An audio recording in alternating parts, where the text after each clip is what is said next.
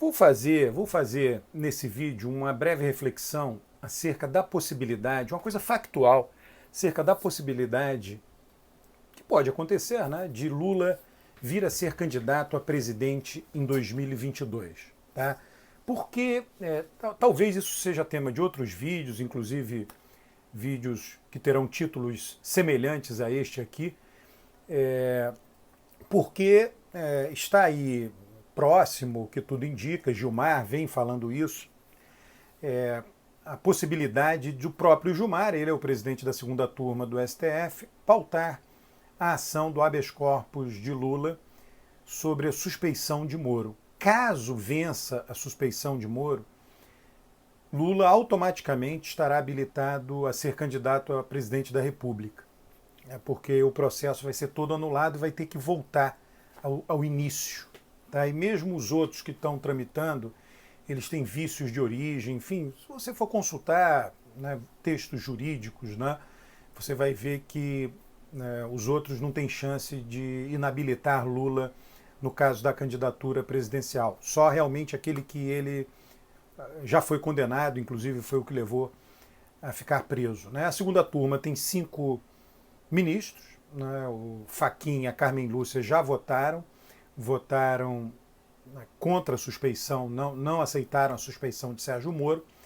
É claro que o ministro pode mudar o voto, eu estou falando isso porque a Carmen Lúcia é muito quieta, ela não dá declarações em público, né? Eu acho até que a postura dela, eu gosto da postura dela nesse aspecto como ministra do Supremo. Eu sou muito contrário a ministros do Supremo que ocupam a mídia como políticos fossem. Né? Eles não são políticos. Mas, enfim, a Carmen Lúcia é muito quieta, mas as poucas declarações que ela vem dando, né, ou os votos, melhor dizendo, eu acho que ela fala as coisas nos autos, né, ela vem mostrando uma postura mais crítica com relação à Lava Jato. Né? Só por isso que eu falo que os dois podem mudar, não sei, não estou afirmando que a Carmen Lúcia vá mudar, mas se acontecer, não seria de todo surpreendente. Então faltam votar Lewandowski, o ministro Gilmar Mendes e o novo ministro Cássio Marques. Né? Lewandowski e Gilmar, todo mundo já sabe como eles irão votar. Né? Eles irão votar a favor da suspeição de Sérgio Moro. O ponto de interrogação, o ministro Cássio Marques. Ele, recentemente, Bolsonaro deu uma declaração que foi a seguinte, ele disse o seguinte, olha, se o ministro que eu indiquei, Cássio Marques, votar de tal maneira que permita Lula ser candidato, está feito. Enfim, vai ser decisão dele, né? É problema dele, ele que decida. Então, Bolsonaro, nessa declaração pública recente, você, de novo, acha isso facilmente pelo Google, liberou o ministro que ele indicou, digamos assim, para votar a favor da suspeição de Sérgio Moro. Essa coisa que eu afirmo, liberar o ministro, isso também é entre aspas, né? Porque uma vez nomeado ministro, uma vez sendo já ministro do Supremo, ele não pode ser movido do cargo que ele está, é um cargo vitalício, até 75 anos, quer dizer, ele só sai pela compulsória de 75 anos, então ele fica completamente livre com relação a quem o indicou. A gente já viu isso acontecer várias vezes. Joaquim Barbosa, no caso do Mensalão, indicado por Lula, enfim, inúmeros casos, todos aí indicados por Dilma, votando contra os interesses do PT, de Dilma.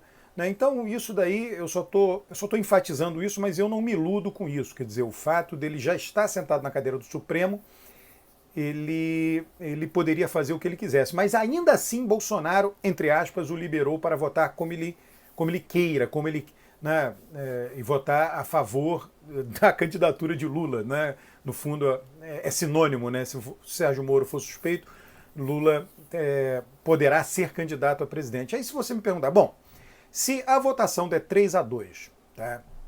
Sérgio Moro suspeito zerado, inclusive eu consultei juristas, eles disseram o seguinte, publicado o acórdão, se a votação der 3-2 e publicado o acórdão dessa votação, não é necessário que os advogados de Lula entrem com nenhum pedido, né? Porque a gente sempre pensa, a justiça tem outros trâmites, tem coisas burocráticas, então teria que pegar esse acórdão e entrar com um pedido no TSE. Não, nada disso é necessário, simplesmente, automaticamente é anulada a condenação e pronto. Ele tem todos os direitos políticos restabelecidos. Tá? Aí você me pergunta, bom, Lula seria candidato? Né? A gente tem que tentar, né, entender isso do ponto de vista político. Ora, no momento, repito, sempre enfatizando, tá? Se isso acontece, né, se por 3-2 é decretada, julgada a suspeição de Sérgio Moro, e isso habilita Lula a ser candidato, imagine você, do ponto de vista político, a imensa pressão do PT, de todos aqueles próximos de Lula, de todos os correligionários de Lula, dizendo, olha, agora você pode ser candidato, nós queremos você candidato. Porque você é quem... É o cálculo. Eu não estou dizendo que o cálculo está certo ou está errado, é a percepção. Porque você é quem mais tem chance de derrotar Bolsonaro em 2022. Você une a esquerda, você é um negociador, você é moderado, você vai trazer muita gente que outro candidato não traria. Então, Lula de imediato sofreria este tipo de pressão. Vamos imaginar que ainda assim, sofrendo toda essa pressão, Lula dissesse, não vou ser candidato. Né? Lula, ao dizer isso, ele tem que projetar, bom, se eu não for candidato e o PT perder, eu terei que carregar essa cicatriz para o resto da vida. Todos os meus pares no partido, todos aqueles que sempre me seguiram vão dizer, olha, Bolsonaro só foi reeleito porque você, Lula, não quis ser candidato. Você é o responsável pela reeleição de Bolsonaro. Se o candidato do PT ganhar, nada. Enfim, Lula foi um gênio, né? Ele teria percebido, né? Mas a questão não é essa, a questão é qual seria a decisão dentro deste cenário que deixaria Lula precavido do mal maior do ponto de vista dele, que seria manchar a biografia política dizendo, olha, você, ao decidir não ser candidato, tendo podido ser, foi o responsável pela reeleição de Bolsonaro. Tá? Então, por isso é que eu acho que se a suspeição de Moro, de fato, for aprovada, Lula acaba sendo candidato. Né? Eu sei que tem muita gente no Brasil que diz, não, você tem que fazer o mesmo arranjo que foi feito na Argentina, né, Cristina Kirchner. Só que as pessoas, quando dizem isso, Cristina Kirchner de vice do Alberto Fernandes, eu já publiquei lá atrás no meu Twitter, né, eu recebo pesquisas de todos os lugares do mundo, então publiquei uma pesquisa muito interessante na Argentina antes da eleição de Alberto Fernandes, um mês antes, uma série de dados, mês a mês, ou sei lá, a cada 2 meses, enfim, eu não me recordo exatamente a periodicidade, mas o dado mostrava o seguinte, que o Alberto Fernandes tinha uma imagem nacional melhor do que a Cristina Kirchner. Né?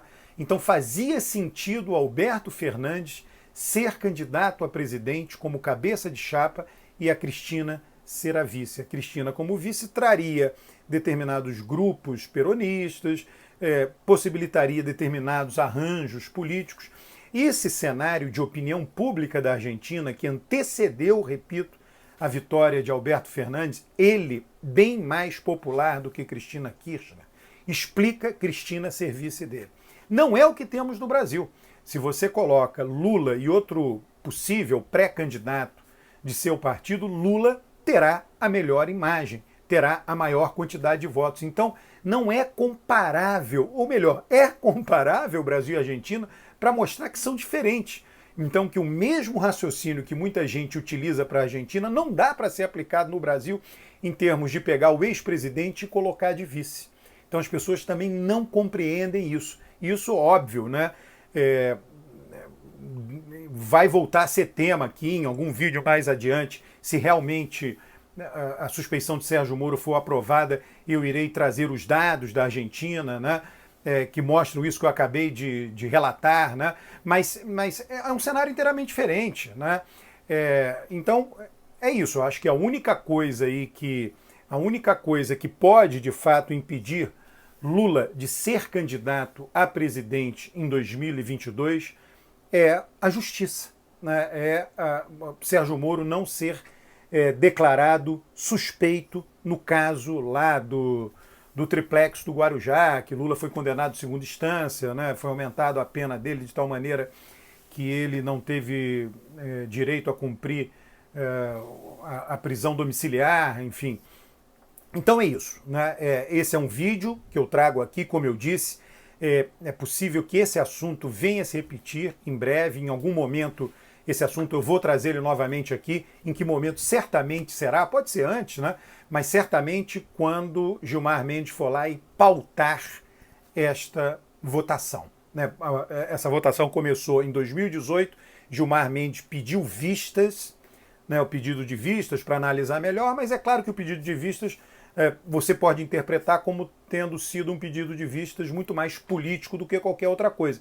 Em 2018, né, Celso de Mello fazia parte da turma, ele não tinha certeza de que resultado daria, ninguém tinha nenhuma visão de como votaria Celso de Mello.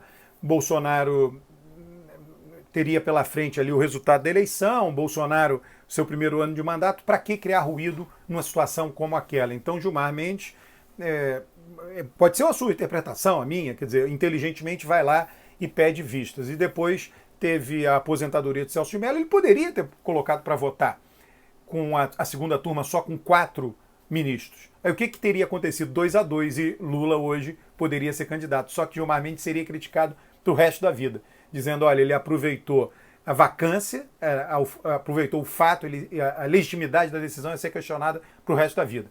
Então Gilmar Mendes inteligentemente não fez isso. Então vamos ver, né? É isso, né? Eu te peço para se inscrever nesse canal, para divulgar esse canal, para comentar os vídeos. Eu leio os comentários, muitas vezes respondo os comentários, né? E é isso, né? Eu sempre digo aqui nesse finalzinho, é um canal de análise política, é um canal que lida com fatos. Eu não fico defendendo esta ou aquela posição política. Quem defende essa ou aquela posição política é você. Você está livre para defender. A única coisa que eu quero é que você tenha informações para lhe ajudar mais na sua decisão de defender esta ou aquela posição política. Um grande abraço.